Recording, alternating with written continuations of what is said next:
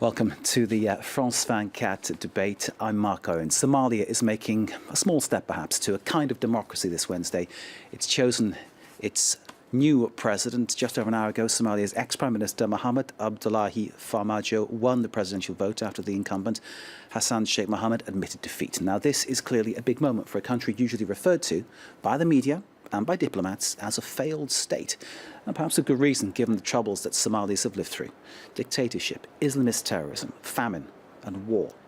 But choosing the Somali president is not an act of the people as such. Members of the parliament in Mogadishu get that privilege. This forum is a dense representation of the views and interests of the various factions, clans in Somali society. So you're left with the thought that it's democracy, but perhaps not as we know it in the West.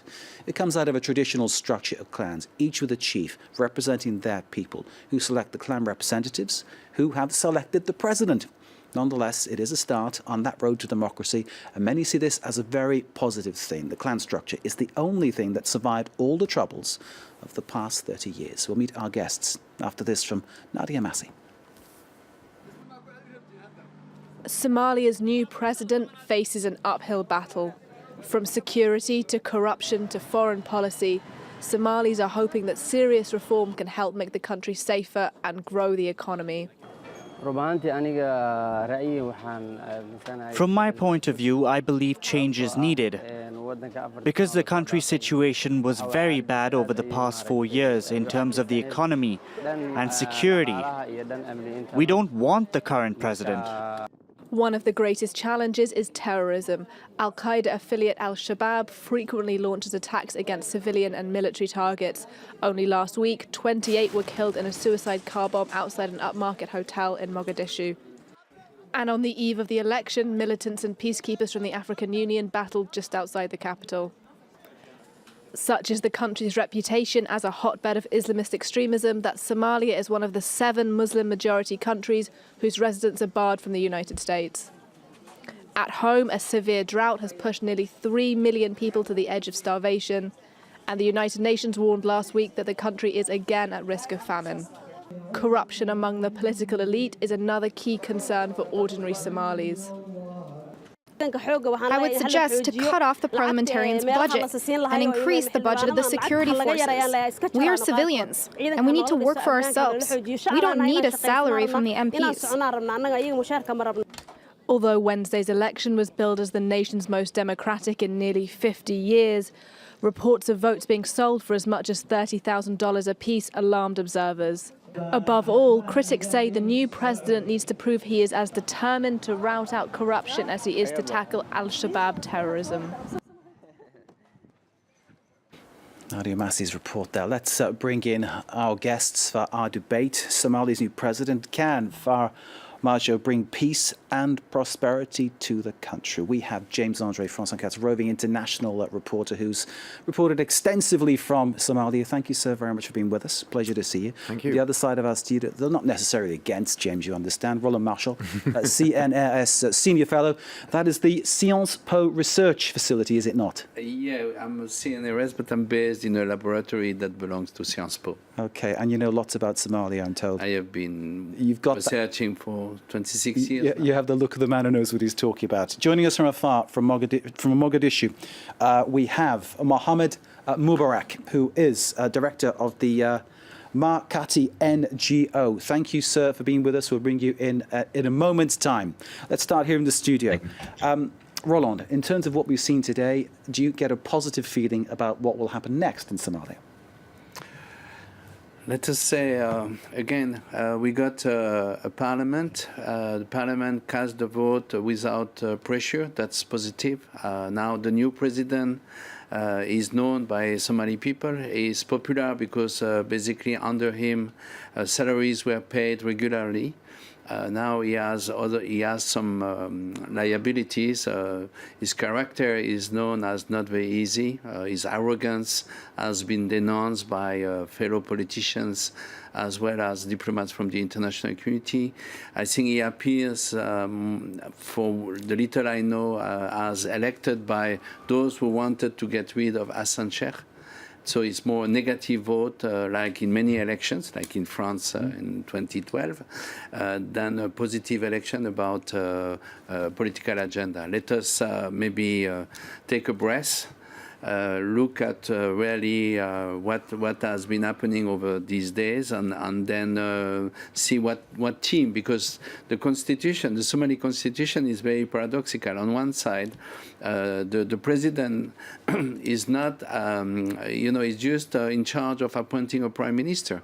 Then the most power should go to the prime minister. But the reality of power in Somalia is the president is actually running the cabinet. So this man, extremely important. James, what is your feeling about what this man can bring to the country?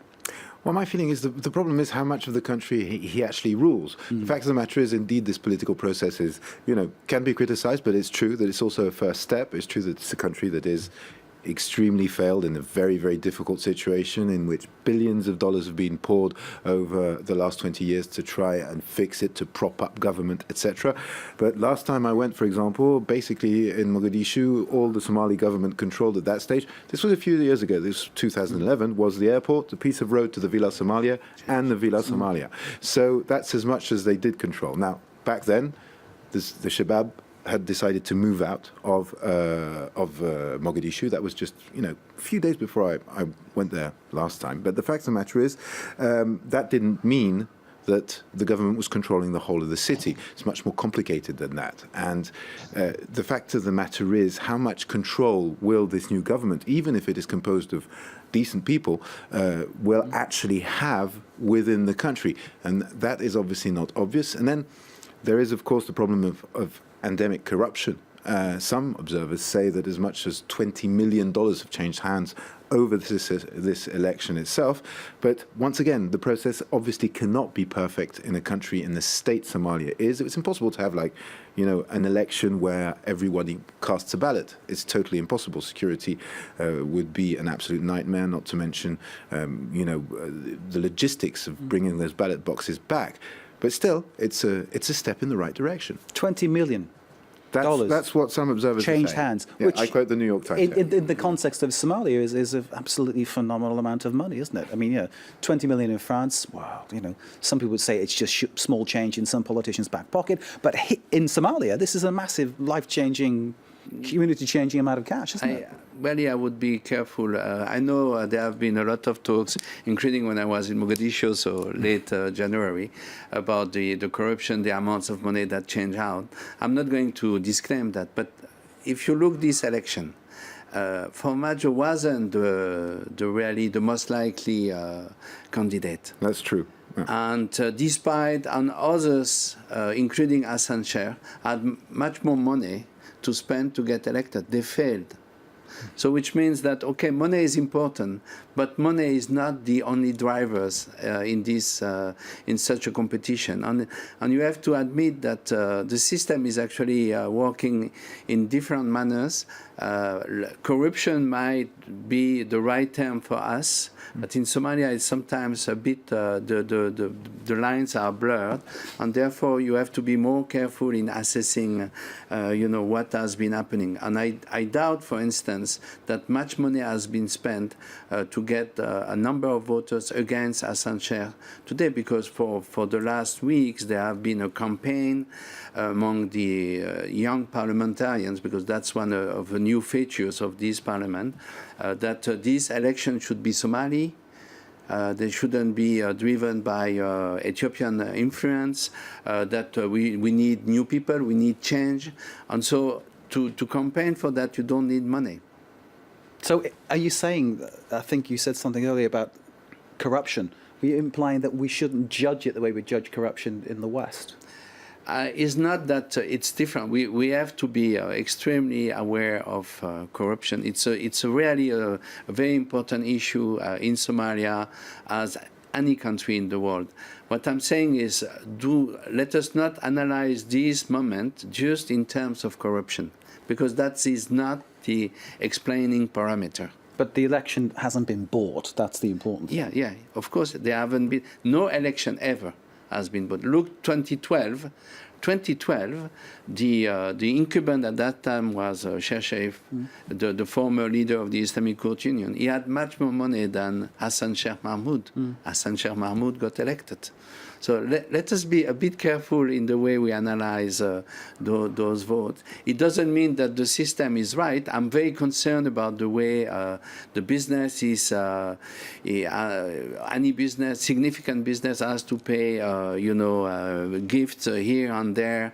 How certain people play gatekeepers and so on. But again, let us look at every phenomenon and analyze them properly. We are debating whether the new president in Somalia can bring peace and prosperity to the country. Here in our studio, Roland Marshall from the CNRS.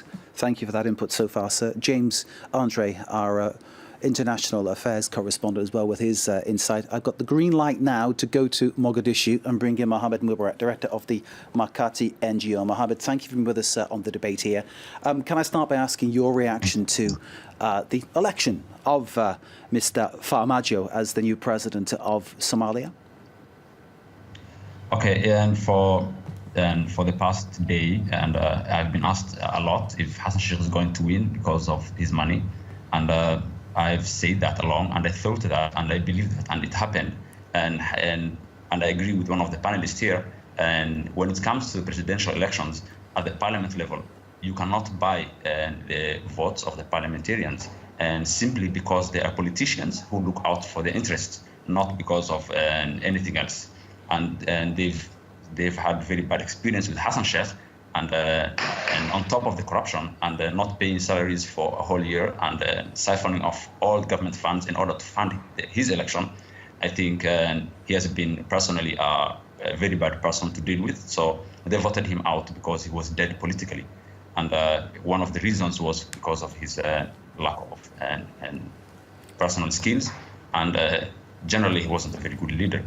As for the effect of corruption on the parliamentary elections, it was massive, and it had an effect. And MPs could win by paying $1 more than the contenders, and the reason was they were paying delegates who were not politicians, and who just were collected from the market. So bribery will work on the public, but it will not work with the politicians. That's what we've seen in 2 elections.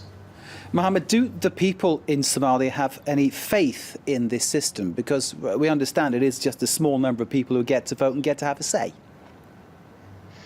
And tonight I was surprised. I went outside and I've never seen such a large crowd. I could say tens of thousands of people who are marching, and spontaneously. Nobody planned it. Nobody expected Farmajo to win, and people are expecting Sheikh Sharif to win, but he didn't win. I'm sorry, Mohammed, was that people in the streets celebrating almost? Yes, people on the streets, as far as the eye can see. I've never seen so many people like that.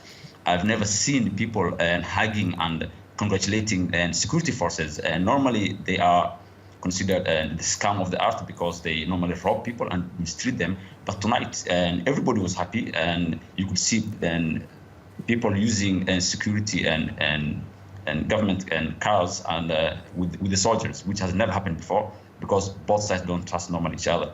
And it shows you the enthusiasm for Farmajo, and because of his track record. Last time he was prime minister, he did something very simple, which is big in Somalia today, which is he used to pay the salaries on time, and especially for the security forces. When he was sacked last time by the former president Sheikh Sharif, and massive protests were held in support of him, and he's very popular. So people are really optimistic. Mohammed, bear with us. We'll bring you back very shortly. Mohammed Mubarak from the NGO Makati, speaking to us from Mogadishu. Very positive reaction, it seems. People taking to the streets, which I imagine by your experiences of Mogadishu, isn't something that happens very often. Yeah, it did happen in 2012. No, I'm not that surprised. Again, you have to look the broader picture. The broader picture is who is going to be the prime minister. what is actually the political agenda of Farmajo, because we haven't talked about that, and actually, he used a very political discourse full of stereotypes and cliché, as all others. Okay, I'm not criticizing him, and so there is this unknown, and I guess when the new cabinet is appointed and goes to the parliament, then we will see whether the population will still. So we're still waiting to find out what he has in his agenda, what he has to. Yeah, implement. well, again, what we see today is a reaction against perceived interferences, a need for change. It's very difficult from those reactions to presume a very specific political agenda.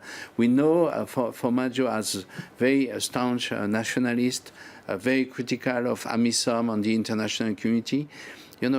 He could have done that as a prime minister because the president was actually handling those relations. Now, as a president, how is he going to compromise with the USA, his own country, because he's an American citizen? How is he going to deal with AMISOM, the Ethiopia, that supported actually Hassan Sheikh, and then, frame again a strategy to get out of this hole. Well, I'm sure we need to leave it there. I think you've been reading my script because that's what I've got planned for part 2. I'm glad you brought that up now. Thank you very much indeed. Our guests primed and ready for the continuation of our debate after a very short break.